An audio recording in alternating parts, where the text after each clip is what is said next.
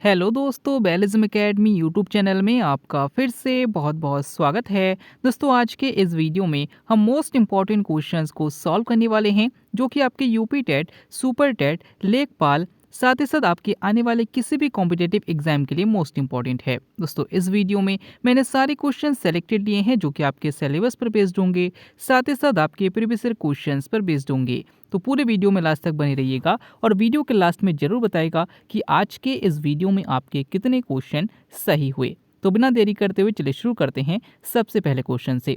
सबसे पहला क्वेश्चन है, निम्नलिखित में से किस महासागर के तटीय क्षेत्र को ज्वाला परिधि कहते हैं? ऑप्शन आपके सामने अंध महासागर, ऑप्शन बी प्रशांत महासागर, ऑप्शन सी हिंद महासागर या फिर ऑप्शन डी उपरोक्त में से कोई नहीं।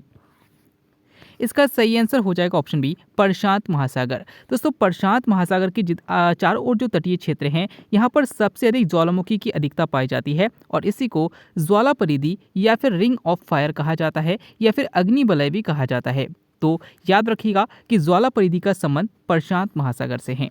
अगला क्वेश्चन, भारत में प्रथम नियमित जनगणना किस वर्ष की गई? ऑप्शन आपके सामने 1921, ऑप्शन बी 1881, ऑप्शन सी 1911 या फिर ऑप्शन डी 1931। इसका सही आंसर हो जाएगा ऑप्शन बी 1881। दोस्तों, अगर आपसे पूछा जाता है कि भारत में पहली बार जनगणना कब की गई थी, तो याद रखिएगा कि 1872 में लॉर्ड मेयो के शासनकाल में की गई थी। लेकिन अगर आपसे पूछते हैं कि प्रथम नियमित जनगणना कब की गई थी, तो 1881 में लॉर्ड रिपन के शासनकाल में 1881 में की गई थी। अगला क्वेश्चन, विश्व व्यापार संगठन का मुख्यालय कहाँ है? ऑप्शन आपके सामने दोहा में, ऑप्शन बी जिनेवा में, ऑप्शन सी रोम में या फिर ऑप्शन डी न्यूयॉर्क में। इसका सही आंसर हो जाएगा ऑप्शन बी जेनेवा में। तो याद रखिएगा कि विश्व व्यापार संगठन का जो मुख्यालय है वो जेनेवा में है। अगर आपसे पूछा जाता है कि WHO यानी कि विश्व स्वास्थ्य संगठन का मुख्यालय कहाँ पर है, तो ये भी जेनेवा में है।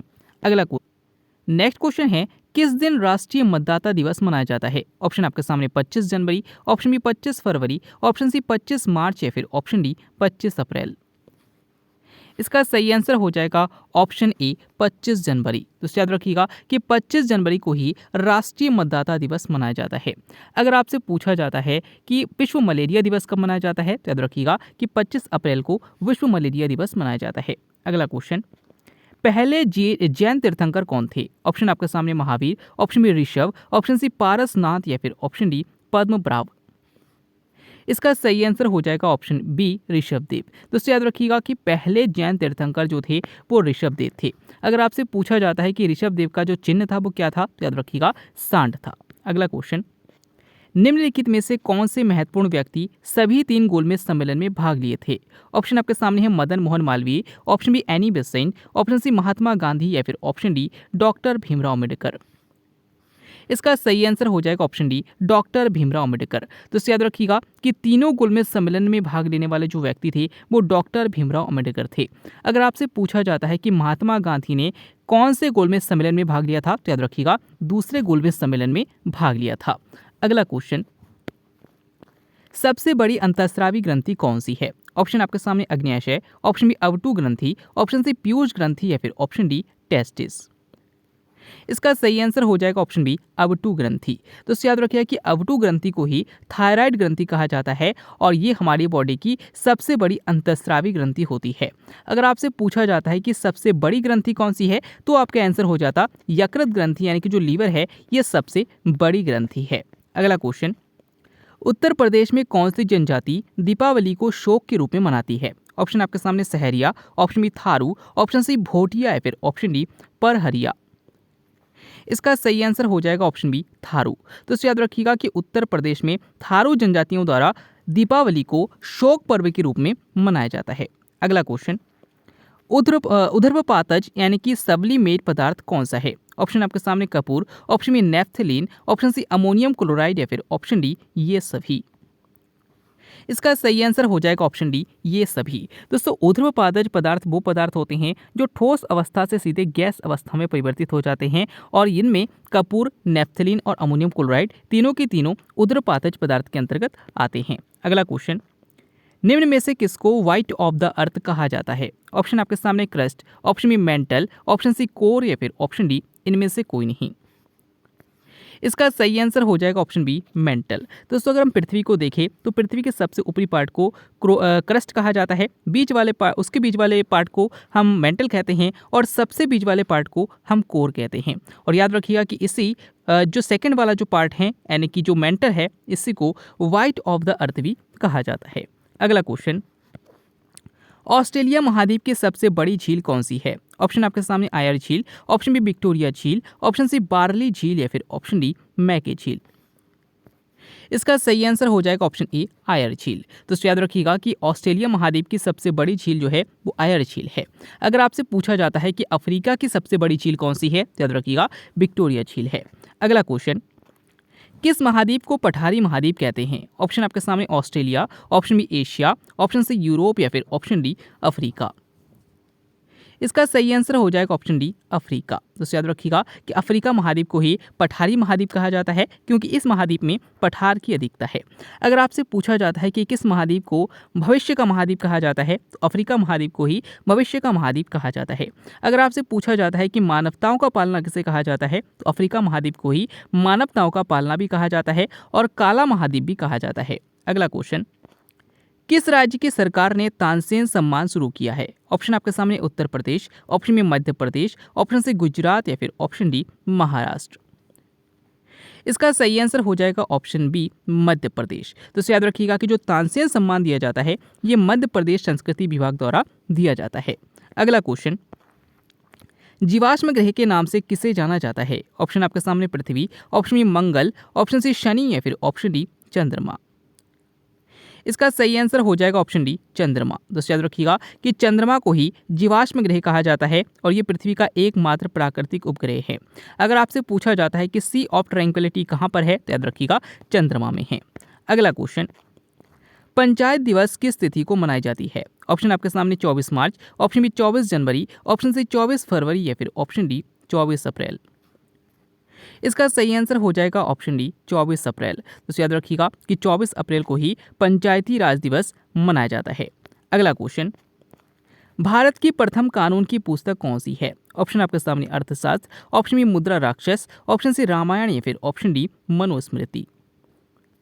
इसका सही आंसर हो जाएगा ऑप्शन डी मनुस्मृति। तो याद रखिएगा कि भारत की प्रथम कानून की पुस्तक जो है वो मनुस्मृति है। अगर आपसे पूछा जाता है कि आधुनिक युग का मनु किसे कहा जाता है तो डॉक्टर भीमराव अम्बेडकर को आधुनिक युग का मनु कहा जाता है। अगर आपसे पूछा जाता है कि अर्थशास्त्र किसकी पुस्तक है तो याद रखिएगा कौटिल्य की पुस्तक है। और अगर आपसे पूछा जाता है कि मुद्रा राक्षस किसकी पुस्तक है तो याद रखिएगा विशाख दत्त की पुस्तक है। अगला क्वेश्चन, प्रस्तावना की भाषा किस देश से लिया गया है? ऑप्शन आपके सामने Australia, option B Britain, option C USSR या फिर ऑप्शन डी दक्षिण अफ्रीका। इसका सही आंसर हो जाएगा ऑप्शन ए ऑस्ट्रेलिया। दोस्तों अगर आपसे पूछा जाता है कि प्रस्तावना को किस देश से लिया गया है तो अमेरिका से लिया गया है। लेकिन अगर आपसे पूछते हैं कि प्रस्तावना की भाषा को किस देश से लिया गया है तो ऑस्ट्रेलिया से लिया गया है। अगला क्वेश्चन, देश की प्रथम महिला रेल मंत्री कौन बनी? ऑप्शन आपके सामने अमृत कौर, ऑप्शन बी सुचिता कृपलानी, ऑप्शन सी मायावती या फिर ऑप्शन डी ममता बनर्जी। इसका सही आंसर हो जाएगा ऑप्शन डी ममता बनर्जी। तो याद रखिएगा कि देश की प्रथम महिला रेल मंत्री जो बनी थी वो ममता बनर्जी बनी थी। अगर आपसे पूछा जाता है कि उत्तर प्रदेश की या फिर भारत की पहली महिला मुख्यमंत्री कौन थी तो याद रखिएगा सुचिता कृपलानी थी। अगर आपसे पूछा जाता है कि देश की पहली महिला स्वास्थ्य मंत्री कौन थी तो याद रखिएगा राजकुमारी अमृत कौर थी। अगला क्वेश्चन, भारत का सबसे छोटा नदी द्वीप उमानंदा किस नदी पर स्थित है? ऑप्शन आपके सामने Ganga, option B Narmada, option C Son या फिर ऑप्शन डी ब्रह्मपुत्र। इसका सही आंसर हो जाएगा ऑप्शन डी ब्रह्मपुत्र। तो याद रखिएगा कि भारत का सबसे छोटा नदी द्वीप जो है वो उमानंदा है और सबसे बड़ा नदी द्वीप जो है वो माजुली नदी द्वीप है जो कि असम में है। और याद रखिएगा कि माजुली नदी द्वीप और उमानंदा जो नदी द्वीप है ये दोनों के दोनों ब्रह्मपुत्र नदी पर है। अगला क्वेश्चन, भारत में सबसे लंबी सहायक नदी कौन सी है? ऑप्शन आपके सामने गंगा, ऑप्शन बी सोन, ऑप्शन सी गंडक या फिर ऑप्शन डी यमुना। इसका सही आंसर हो जाएगा ऑप्शन डी यमुना। दोस्तों अगर आपसे पूछा जाता है कि भारत की सबसे लंबी नदी कौन सी है तो गंगा नदी है। लेकिन अगर आपसे पूछते हैं कि भारत में सबसे लंबी सहायक नदी कौन सी है तो यमुना नदी है। अगला क्वेश्चन, जैविक मरुस्थल के नाम से किस नदी को जाना जाता है? ऑप्शन आपके सामने नर्मदा नदी, ऑप्शन बी कावेरी नदी, ऑप्शन सी दामोदर नदी या फिर ऑप्शन डी गंगा नदी। इसका सही आंसर हो जाएगा ऑप्शन सी, दामोदर नदी। तो याद रखिएगा कि दामोदर नदी को ही पश्चिम बंगाल का शोक कहा जाता है और दामोदर नदी को ही जैविक मरुस्थल भी कहा जाता है। अगर आपसे पूछा जाता है कि अर्ध गंगा किसे कहा जाता है, तो कावेरी नदी को कहा जाता है। अगला क्वेश्चन, जीवन रक्षक हार्मोन कौन कहलाता है? ऑप्शन आपके सामने adrenal, option B thyroid, option C pituitary या फिर ऑप्शन डी इनमें कोई नहीं। इसका सही आंसर हो जाएगा ऑप्शन ए, एड्रिनल। तो याद रखिएगा कि एड्रिनल हार्मोन यानी कि अधिवृक्क हार्मोन को ही जीवन रक्षक हार्मोन कहा जाता है। अगला क्वेश्चन, कामरूप किस राज्य का पुराना नाम है? ऑप्शन आपके सामने Manipur, option B Tripura, option C Assam या फिर ऑप्शन डी मेघालय। इसका सही आंसर हो जाएगा ऑप्शन सी, असम। तो याद रखिएगा कि असम का ही जो पुराना नाम है वो कामरूप है। अगला क्वेश्चन, एलिसा परीक्षण किससे संबंधित है? ऑप्शन आपके सामने AIDS, option B HIV, option C TV या फिर ऑप्शन डी इनमें से कोई नहीं। इसका सही आंसर हो जाएगा ऑप्शन ए, एड्स। तो याद रखिएगा कि एड्स रोग का जो परीक्षण किया जाता है उसे एलिसा टेस्ट कहा जाता है। अगर आपसे पूछा जाता है कि टीबी के लिए कौन सा परीक्षण किया जाता है, तो इस क्वेश्चन के आंसर आपको कमेंट बॉक्स में बताना है। आज का वीडियो आपको कैसा लगा, साथ ही साथ आज के वीडियो में आपके कितने क्वेश्चन सही हुए, कमेंट बॉक्स में जरूर बताइएगा। वीडियो अच्छा लगा हो तो वीडियो को लाइक कीजिएगा, चैनल को सब्सक्राइब कीजिएगा, अपने दोस्तों को शेयर कीजिएगा। मिलते हैं अगले वीडियो में, तब तक के लिए देखते रहिए, सीखते रहिए।